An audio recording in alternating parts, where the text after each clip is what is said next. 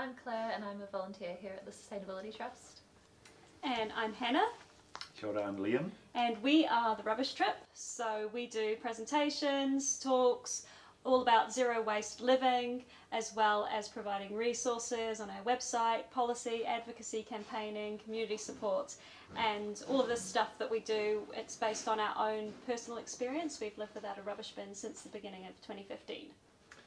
I think greenwashing is a way for businesses to make their products seem potentially better than they actually are, and make them more palatable, and make people feel like by supporting and buying that product that they're doing the right thing. There's often this sort of emotional appeal to people, like if you buy this product you're doing a good thing for the environment and whatever, but oftentimes that, you know, claim or whatever they're making is not backed up by evidence or research, and is not in fact the case. Or sometimes they might just be misleading, so there might not be any claims made, but there might just be the whole product is packaged in packaging that's green coloured, and there's leaves and dolphins jumping around, and that gives the impression that it's eco, or they might use the word eco, but there's nothing eco about the product. Proof. Yeah, or there might be interesting claims like, this is 90% biodegradable, and it's like, great, so what does that mean? And also, what about the other 10%? And what am I supposed to do with this? So, yeah, it can be quite misleading, manipulative, yeah, or sometimes flat out lies. And so, yeah, I think in terms of common products, as Hannah mentioned, often biodegradable, compostable packaging and stuff like that, or packaging that claims to be something like that is a very common one, because, you know, it's easy to write have a little label with, you know, some nice picture on it and say, I am 100% this, whatever.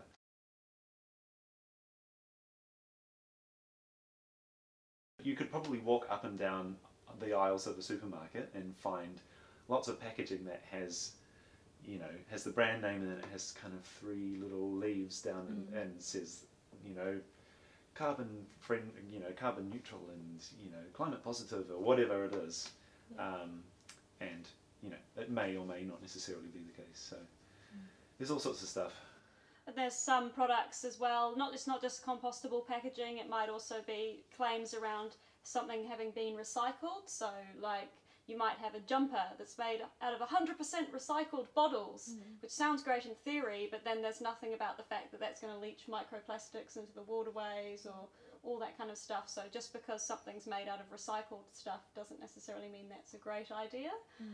So yeah, there's just a lot of traps, and there are a lot of buzzwords out there that can, if you don't have time to look into things, you know, recycled, biodegradable, sustainable, carbon neutral, carbon free, vegan friendly, this, that, the other, like, yeah, what sits behind these words? And I think even on that point, you know, even words that we in the zero waste community use, like zero waste, like circular economy, regenerative, you know, which have a whole body of knowledge and research behind them, a lot of these concepts are being co-opted by companies to mean something different, you know, or to apply to their product that actually wouldn't necessarily fit into a comprehensive concept of that word. So yeah, I think, yeah, it's something to be really aware of.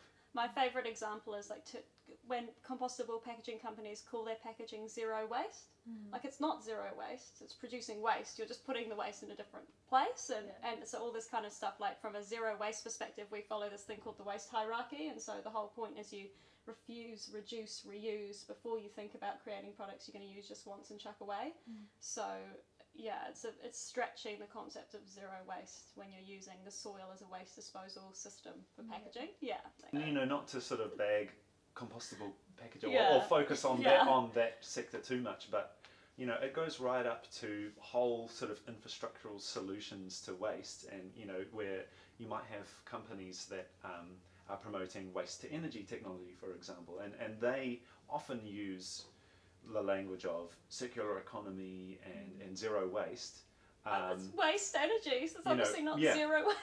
Yeah. So so again, you know, a lot of people are co-opting these terms and using them in ways that, you know, if we're talking about, you know, really what we mean by zero waste or circular economy, those things don't fit into it. Yeah, I think that there are many of the examples that we listed can be very easy for people to fall into the trap of thinking that it's better. And like there's a lot of this narrative around don't let perfect get in the way of good, and there's this idea that compostable packaging or just recycling things, yeah, it's not perfect, but it's one step better. And we find that rationale, that logic, really problematic, because it's like, well, but is it better though?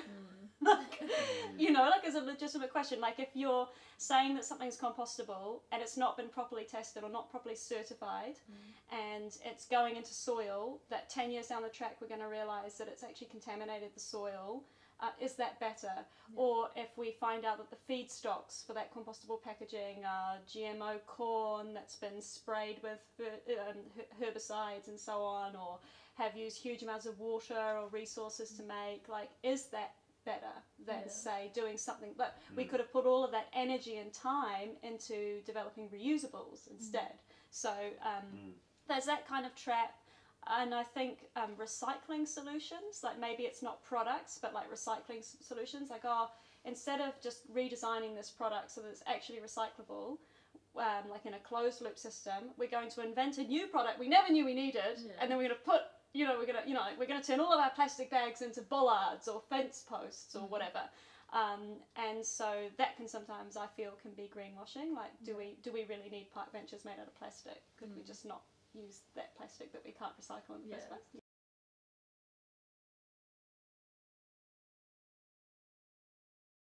Greenwashing almost tells us that it's our fault, that, we should feel guilty for making that bad decision, but we are all susceptible to all of that greenwashing and all of that marketing. We are too! We are too, yeah, absolutely. We used to... And we just own it, like we make a mistake. We used to think there was certain compostable packaging we thought was great. We went around the country telling people. Yeah. And then like 2 years down the track, we're like, like the evidence comes out, and we're not the kind of people to just be like, like we were just like, oh, damn. And so we just owned it. We just start telling people, whoops, sorry, screwed up, sorry about that. Part of it, and it probably makes you a lot more relatable, because I think some people look at zero waste or like you guys and think, oh, I could never do that. They don't make mistakes, whereas everyone makes mistakes all the time. That's why greenwashing is so frustrating. It's like, damn it, foiled again. But then it just motivates us, it's like you just get real good at being a detective. You're like, I'm not going to have that happen again. In terms of certification, it kind of depends a little bit, but like the first thing I'd say is when you're hearing claims about something being XYZ,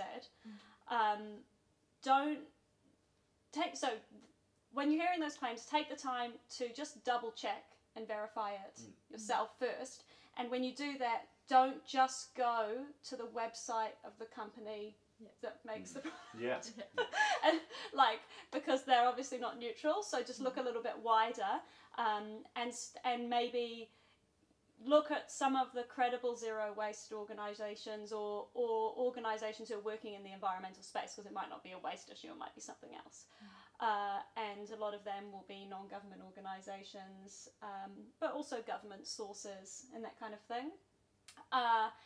And and often though, those organisations, there might not be anything about that specific product, and so sometimes you have to do a little bit more research into the type of thing it is. So say it's compostable packaging, plastic-free compostable packaging or something like that. We would do first a Google, and verify the sources always. Look at who's written the report that you're reading and blah, blah, blah.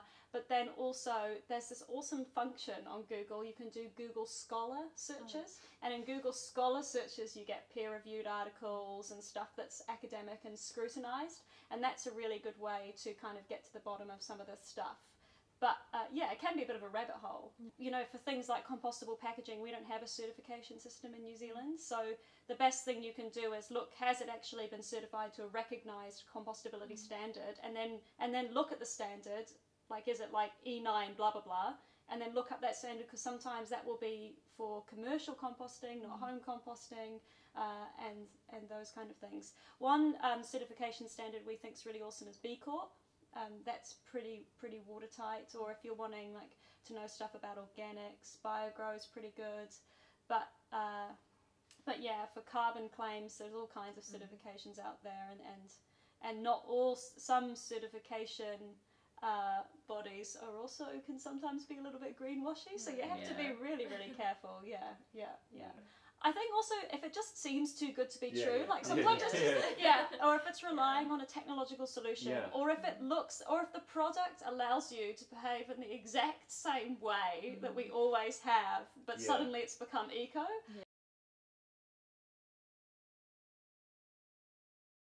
I generally think that if any product out there that can help us to reduce humanity's demand on material resources is a good way to go. So when you're thinking about packaging, reusable packaging does that.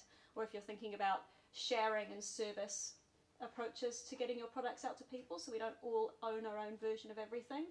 Those are kind of the new innovations that are much less likely to be greenwashed because they're not reliant on continually making a thing. They're relying on changing the way that we do things so that we don't do that. I think it's kind of about taking a step back and having some sort of theoretical, I know it sounds really like Ponzi, but having some sort of theoretical framework in which you follow your environmental goals. So for example, with us, we're really into zero waste, and we have, within zero waste philosophy, you always seek to prevent and reduce waste and reuse resources before you think about recycling and composting. And that's just a really convenient, helpful way to make decisions between products. So we wouldn't swap a single-use plastic bag for a single-use paper bag because the waste hierarchy tells you to use a reusable in the first place. It's easy. Another, just a really simple one is, does me getting this thing require a new, like, raw materials to be extracted from the earth and a manufacturing process? And that's a really handy, so, you know, one thing that would always lead you towards is when you need something, you try and buy it secondhand first instead of new. Trying to buy secondhand first instead of new is one of the biggest, easiest ways to live a less impactful life, because every time we buy a new thing, there's got to be this whole manufacturing process that happens, which has a big impact, and then we've just got one other thing in the world that ends up something has to be done with it. So and I think sometimes, you know, there will be occasions when we do need something, or, you know, for whatever project or purpose we need something for, and just being really wary of asking questions about what's going to happen to this thing down the track. You know, is it going to last me a long time? Is it a good quality product? Or even if we're buying it second hand, just thinking about what it's made of. Is it durable? Is it repairable? All those sorts of questions about its future lifespan, I suppose.